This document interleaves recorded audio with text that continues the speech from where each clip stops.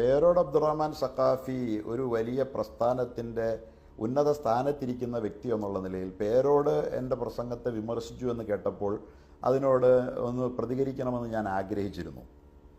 പക്ഷേ അദ്ദേഹത്തിൻ്റെ വിമർശനം കേട്ടപ്പോൾ ചില പ്രത്യേക തരക്കാരുടെ ചിരിയും ഒക്കെ ചേർന്നുള്ള അതേ നിലവാരത്തിൽ മറുപടി പറയുന്നത് എൻ്റെ ഇതുവരെയുള്ള സമീപനങ്ങൾക്ക് ചേരുന്നതല്ല എന്നുള്ളത് കൊണ്ട് അതിന് ഞാൻ മറുപടി പറയാൻ ഉദ്ദേശിക്കുന്നില്ല. എത്ര ബാലിശമാണ് ഇവര് സക്കാത്തിന് കമ്മിറ്റി വേണം എന്ന് വാദിക്കാൻ വേണ്ടി പ്രമാണം ഉദ്ധരിക്കുന്നത്, എത്ര ബാലിശമായ രീതിയിലാണ്. ഇത് കേട്ടപ്പോഴല്ലേ പേരോട് ഉസ്താദ് ചിരിച്ചുപോയത്. അപ്പൊ ഇയാൾ വരെ അദ്ദേഹം പരിഹസിക്കാണ്. ചിരിക്കല്ലാതെ എന്താ ചെയ്യുക? പണ്ഡിതന്മാരുടെ വേഷത്തിലുള്ള ആളുകൾ ഇത്തരം അബദ്ധങ്ങൾ പറഞ്ഞാൽ ആരും ചിരിച്ചു പോവില്ലേ?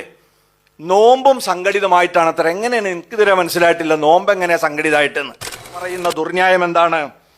ഇസ്ലാമിലെ ഫർളായ നിർബന്ധമായ കർമ്മങ്ങളെല്ലാം സംഘടിതമായിട്ടാണ് ചെയ്യേണ്ടത്. ഉദാഹരണത്തിന് 5 നേരത്തെ നിസ്കാരം അത് ജമാഅത്തായി സംഘടിതമായി ചെയ്യണം. അതുപോലെ തന്നെ ഹജ്ജ്, ഫർളായ ഹജ്ജ് അത് സംഘടിതമായ ചെയ്യുന്നത്, നോമ്പ് സംഘടിതമായ ചെയ്യുന്നത്. അതുകൊണ്ട് സക്കാത്തും സംഘടിതമാവണം, ഫർളുകളൊക്കെ സംഘടിതമായി ചെയ്താലേ ശരിയാവൂ എന്നുവരെ ഇവർ പ്രസംഗിപ്പിച്ചു. അലിയാർ ഖാസിമി എന്നു പേരുള്ള ഒരാള്, അദ്ദേഹം ഒരു പാവപ്പെട്ട ആളാണെന്ന് എനിക്ക് തോന്നുന്നത്, അദ്ദേഹം പറയാണ് സംഘടിതമായി സക്കാത്ത് കൊടുത്താലേ ശരിയാവൂ, കാരണം ഇസ്ലാമിന്റെ ഫർളുകളൊക്കെ അങ്ങനെ തന്നെ ചെയ്തെങ്കിലേ ശരിയാവുന്ന. നിങ്ങൾ ഇവിടെ ഒന്ന് ചിന്തിച്ചു നോക്കൂ. നിസ്കാരം സംഘടിതമായി ചെയ്യുന്നു എന്ന് പറഞ്ഞാൽ അതിന്റെ അർത്ഥം എന്താണ്?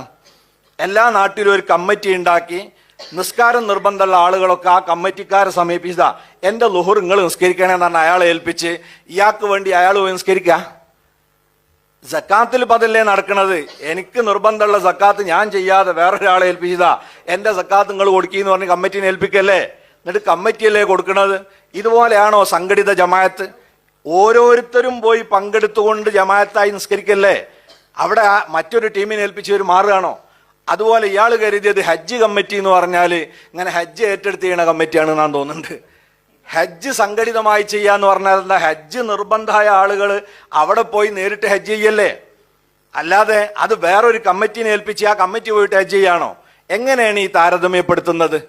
പിന്നെ അയാൾ അവിടെ പറയുന്നത് ഇതൊക്കെ ഒരു പ്രത്യേക കാലത്താണല്ലോ ചെയ്യുന്നത്, ഹജ്ജിനൊരു പ്രത്യേക ടൈമില്ലേ, ആ ടൈമിൽ തന്നെയല്ലേ ചെയ്യുക, അത് സംഘടിതമാണെന്ന്. എന്നാ അങ്ങനെയാണോ സക്കാത്ത്? ഞാൻ പറഞ്ഞല്ലോ സക്കാത്ത് എനിക്ക് നിർബന്ധമാകുമ്പോഴല്ലോ നിങ്ങൾക്ക് നിർബന്ധമാകുക, എൻ്റെ കൊല്ലം കഴിയുമ്പോഴല്ലേ എനിക്ക് നിർബന്ധമാകുക, എല്ലാവർക്കും കൂടി ഒരു മാസം സക്കാത്ത് നിർബന്ധമാകുക അല്ലല്ലോ. അപ്പൊ ഒരു തരത്തിലും താരതമ്യപ്പെടുത്താൻ യാതൊരു ന്യായവുമില്ലാത്ത വിഷയവുമായി ഇതിനെ താരതമ്യം ചെയ്തുകൊണ്ട് ബാലിശമായ ന്യായവാദങ്ങൾ ഉന്നയിച്ചുകൊണ്ടാണ് ഇവര് സംഘടനാ സക്കാത്ത് എന്ന് പറയുന്ന ഒരു പുതിയ ആശയം ഇസ്ലാമിന്റെ പേരിൽ കൊണ്ടുവരുന്നത്.